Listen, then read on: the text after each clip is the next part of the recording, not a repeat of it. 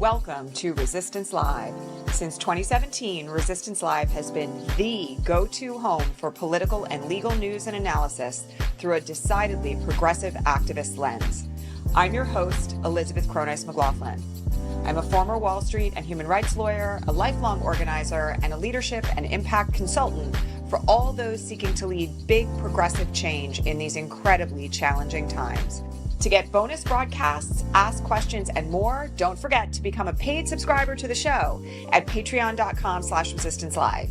And to learn more about what we do to help progressive leaders everywhere, check out GaiaLeadershipProject.com. And now, here's today's show. Well, welcome to the third Trump government shutdown, everyone. I hope you're all doing well. It's October 1st, 2025. Not ideal. None of this is ideal. And I guess what else is new? I want to talk a little bit today about what we can expect going forward, about some of the things that are of concern and kind of where we find ourselves at this moment. For the folks of you who are watching on YouTube, today I'm wearing an oatmeal colored sweater. I'm a pink-skinned, green-eyed, dirty, blonde-haired woman. And I'm coming to you from occupied Muncie, Lenape, and Mohegan land. If you're listening on Spotify or iTunes, please don't forget to subscribe to this podcast where you're listening. Same story here on YouTube. Hit that thumbs up and subscribe. All right. So last night at midnight, the government shut down. And I have to say that one of the most dissatisfying features of this era is the way in which we are not effectively conveying to the general public who's to blame for this, because it's not the Democrats who are to blame for this. It's not the Democrats. The Republicans control the House, the Senate, and the presidency, and they also therefore have the capacity to engage what's called the nuclear option, which means that they could change the rules in the Senate and pass a budget with a simple majority vote if they would care to. But they're not doing that because they actually really, really want to deny Americans affordable health care under the ACA, to keep funding for ICE at current levels so that they can torture and terrorize communities, and continue to do various things with the funding that works in furtherance of their authoritarian aims. So if anybody asks you whose fault this is, the fault of this lies squarely with the Republicans. And again, this is the third time under a Donald Trump presidency that the government has shut down. So let's talk for a second here about what this is going to mean for average everyday people. And some of you may remember that back during prior government shutdowns, I did a couple of videos back in the day on how you could assist or support people during a government shutdown.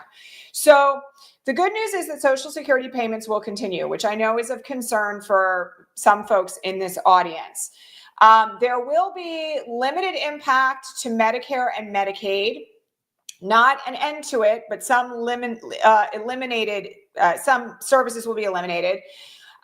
Veterans services will be cut. 200,000 Department of Homeland Security officers will go without pay. That one doesn't bother me very much, as you can tell. And SNAP and WIC will be funded until the money runs out. Okay, so just so everybody understands exactly how this works, the essential services of the government stay open even during a shutdown. Each agency has protocols under which certain people can't work and will not be paid, certain people have to work without pay, and certain people will continue to work for limited pay, okay, or for regular pay until there's no more money. So not all government services end, but there are substantial cuts to every government agency in terms of the services that will be available, all right? And the biggest place where the hits are going to happen, which is not surprising because it's the largest chunk of the U.S. budget, is in the Department of Defense, okay? So that includes, by the way, lots of military-related services and also Homeland Security. Air traffic controllers are not affected. They're considered essential personnel. So whoever's asking that question, don't worry about that. But again, there is some question about how some of this is going to play out because of the authority of every agency to determine what's essential and what isn't. Now, Trump came out last night with a statement that was like, this is going to give us an opportunity to fire even more people and cut the government down even more. That's false. A government shutdown does not give the president special powers, okay? Just so everybody understands this. It's not like magically some wand gets waved and he gets to do whatever he wants. That's not how it works, okay? Each agency does have the authority to determine who's essential and who is not going to get paid, but they don't somehow magically get to eliminate whole chunks of government because there's a government shutdown, all right? Now, the one thing that I am going to say about this is that I have some concerns right now about the Democrats caving. There were a couple of Democrats, like everybody knows John Fetterman is a lost cause, but Angus King of Maine last night voted for the continuing resolution, and there was one other, and I'm forgetting who it was now because I didn't write it down. There were two other Democrats that flipped sides. All right. They need a supermajority right now because they're not invoking the nuclear option in order to get a budget resolution passed. Last time this happened, there were a group of Democrats that caved. And circulating around on Blue Sky this morning and also on my feed, which you can scroll down, it was Cortez Masto. Thank you for that. There was a group of other folks like Shaheen and several others who caved at the last minute to allow the Republicans to continue with their government funding. We have to actually make things very clear right now that we do not want the Democrats to cave. And I would urge you, if you are represented by a moderate Democratic senator, to make your phone calls today and urge them to hold firm. Here's why.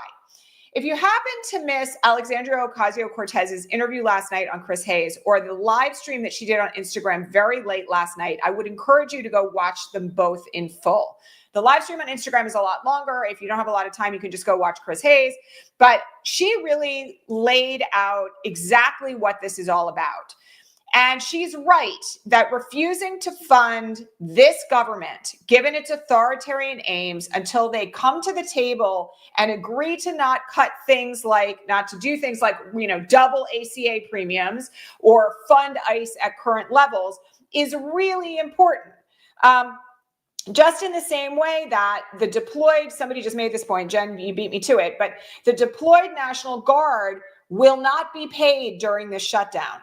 So, we don't want the National Guard marching into Chicago and Memphis and every other DC, every other place where he's threatened to do it and has actually done it.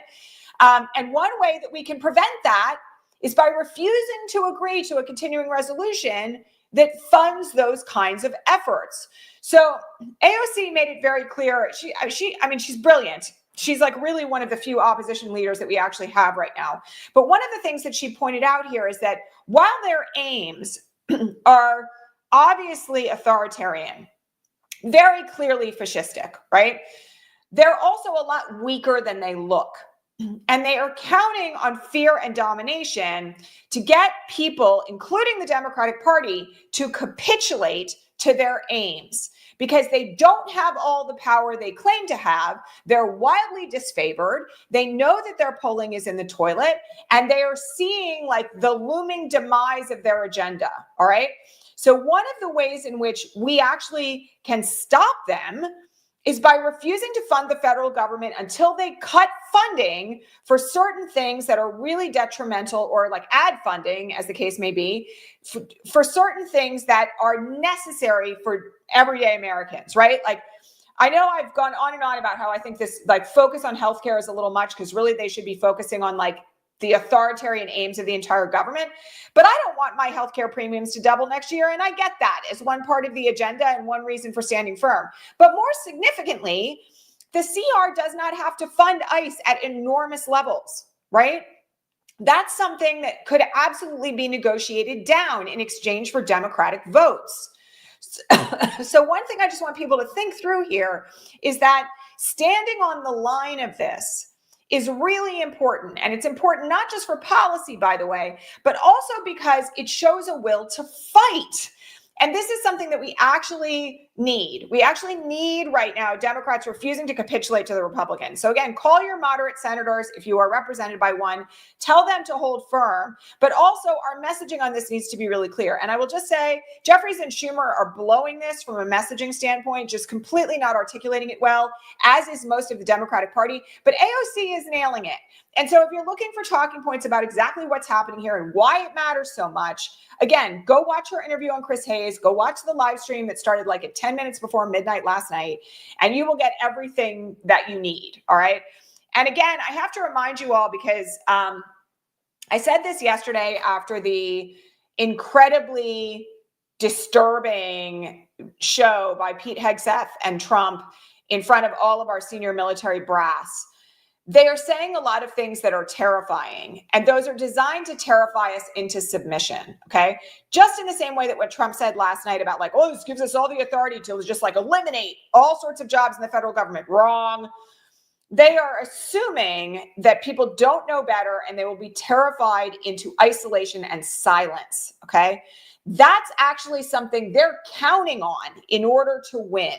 So one of our obligations here is to make sure that we actually don't give them what they're after. We don't give them that win, okay? And that means that we stand up and fight, and we insist that our Democratic senators stand up and fight, and that we give them the authority through our phone calls, through our support, to actually make a stand at this moment until the federal government is funded in a way that is ethical and moral and beneficial to everyday people in this country, by the way, documented or not. So again, messaging is really important here, but so is supporting your senators who are standing on the right side of the fence. Okay, I've talked about a couple of other things. Yesterday, Governor Pritzker, in response to this entire situation yesterday in front of senior military brass, finally did what no other governor has done and called for Trump to be removed under the 25th Amendment. So this morning on Patreon, again, I will remind you all, if you're not yet a Patreon subscriber, I would greatly appreciate your support of this show. You can become an annual subscriber right now for 20% off using the code podcast. Go to patreon.com/resistance-live, and you can become a paid subscriber for 20% off annual subscriptions. I'm going to put the banner up right now on the video. And you get to ask me questions before every broadcast, and you also get to join our weekly bonus broadcast for Patreon subscribers only. Okay. The question I was asked on the Patreon feed this morning was, how does the 25th Amendment work? So some of you may remember that back in Trump's first term, we talked about the fact that there was a desperate need for folks to actually recognize what a dangerous threat he actually is to the nation. And he's much more so of one now than he has been before. If you watch any part of the speech yesterday, you know he's really not all there. Like, the decline is incredibly obvious. So the 25th Amendment of the U.S. Constitution allows for a president to be removed by the vice president and what is essentially assumed, the language is fuzzy, as a majority of the cabinet. Now, is this highly likely in this era? No. Do I think J.D. Vance and half of this cabinet of ass-kissing sycophants is actually going to vote to have him removed from office? No, I think it's very unlikely. But I think from a strategic standpoint, having Democratic governors pointing out in very explicit terms how unfit and unwell this president is and calling for his removal is absolutely critical. In fact, I think that more of them should be doing it. One of the things that we have not seen, you all know I have very mixed feelings about Gavin Newsom right now. One of the things we have not seen from Gavin Newsom is a demand for the removal of the president. And Pritzker knows what he's doing. He's defending his state and the city of Chicago from invasion right now by the National Guard. Yesterday in that speech that Trump gave, he said that American cities should be training grounds for warfare by the U.S. military, which, by the way, is unconstitutional and arguably an impeachable offense. So this action from the standpoint of Pritzker is a new watershed. And frankly, I think it's really good. I think we need much more of that from our government officials and our Democratic leadership. And the worst case scenario is that it actually puts a narrative into the public domain about the unfitness of this president to serve. And it starts a larger conversation that puts pressure on the GOP in an already weakened position where their poll numbers are in the 30s and dropping, to recognize that Trump is an albatross. And maybe shouldn't be in office any longer. Again, I don't think that it's going to result in his removal, but you never know what's going to work. So again, critical step by Governor Pritzker. I greatly appreciated it, and I think we need more of that from our Democratic leadership. Okay, yesterday, Judge Young, who is a Reagan appointee, to point this out, a Reagan appointee, no bastion of like radical leftism there, wrote a scathing opinion in a case challenging the deportation of pro-Palestinian activists, an attempted deportation of pro-Palestinian activists on the basis of their exercise of their First Amendment rights, protesting on behalf of the Palestinian people. This opinion is unlike anything that I have ever read in the nearly 30 years that I have been an attorney. And it really took the Trump administration to task. In fact, it found that Noem and Rubio had intentionally abused the power of their offices to suppress the free speech of these individuals, who include, by the way, names that we are all familiar with. Öztürk, who was like seized and kidnapped off the street by ICE. Other folks who were held in detention who have since been released. Pro-Palestinian activists that were threatened with deportation and fled the country, okay? This opinion says that Noem and Rubio so abused their power to suppress the First Amendment rights of these protesters that an ongoing suppression of free speech exists today, because anyone who is a non-citizen, who, by the way, has a right to the First Amendment here in this country, is being told that if they exercise their First Amendment rights, they could be forcibly removed or put in detention. It is a scathing opinion about the importance of the Constitution, about the fact that Trump railroads over every opinion that's issued against him. And most significantly, it says that a cease and desist order is not enough. So this is another interesting watershed at this moment from the federal courts, because what the judge said at the end of this opinion was that he knew that a cease and desist order would be likely ignored by the administration. And so he is scheduling another hearing that will determine the appropriate penalty against the administration for these violations of the First Amendment. Again, this is like a 135-page opinion. It's written, actually, it used a trope, which I have never seen from a judge in all these years, where essentially it started with a note that had been sent to Chambers that said, Trump has tanks and the presidency, something along those lines. What do you have? And the judge's entire response was, we have the U.S. Constitution, and we have judges who will enforce it, and we have the people who will stand up to defend it, and here's what I'm going to do in response. It is an incredible opinion.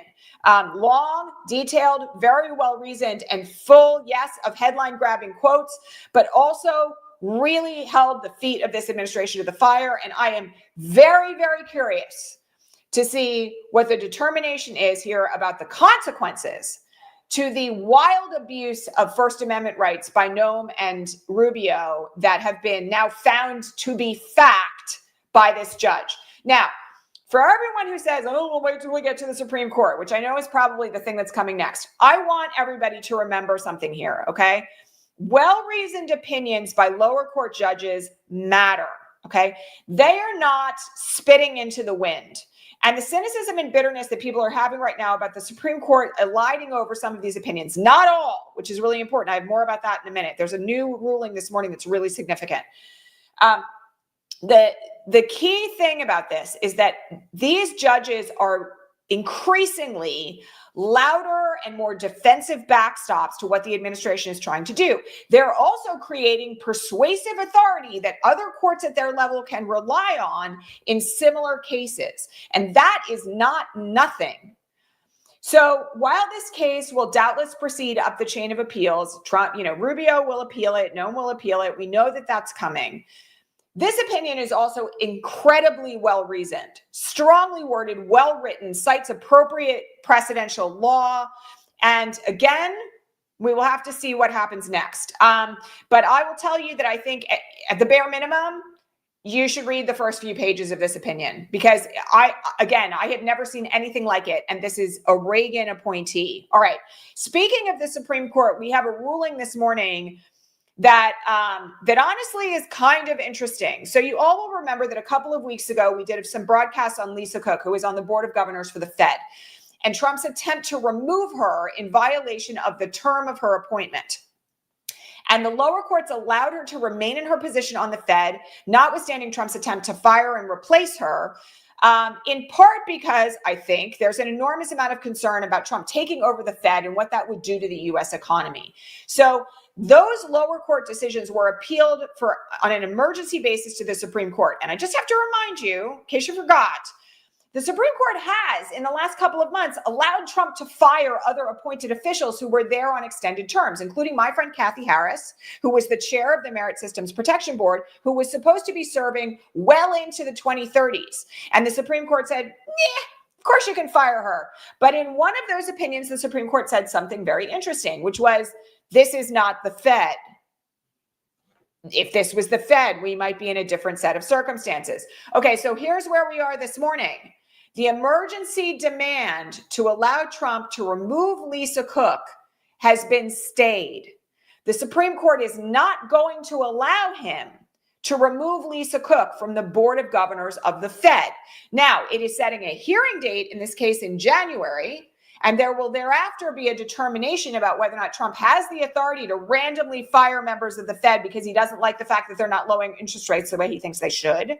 Okay. Not to mention that Lisa Cook is a Black woman, and he is always these days going after Black women in positions of authority in state and federal government.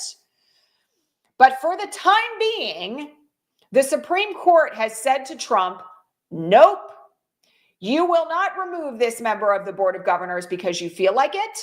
She is going to stay in that position until we rule otherwise. And that appears to be, shocker of shockers, the boundary beyond which the Supreme Court is not going to allow Trump to go.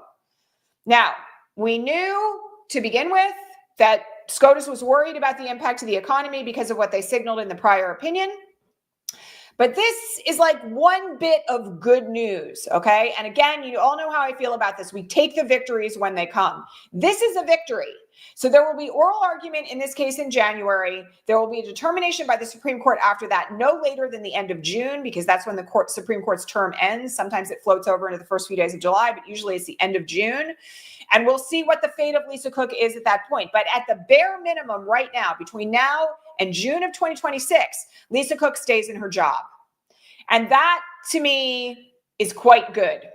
Frankly, she's like the only thing that's keeping Trump from having a generational length majority, even after he's out of office, that will be exercising on his agenda for the U.S. government, for the economy and everything that's attached to the Fed. So this is actually quite good news this morning. And like I said, I think we should take the victory where we can get it. All right.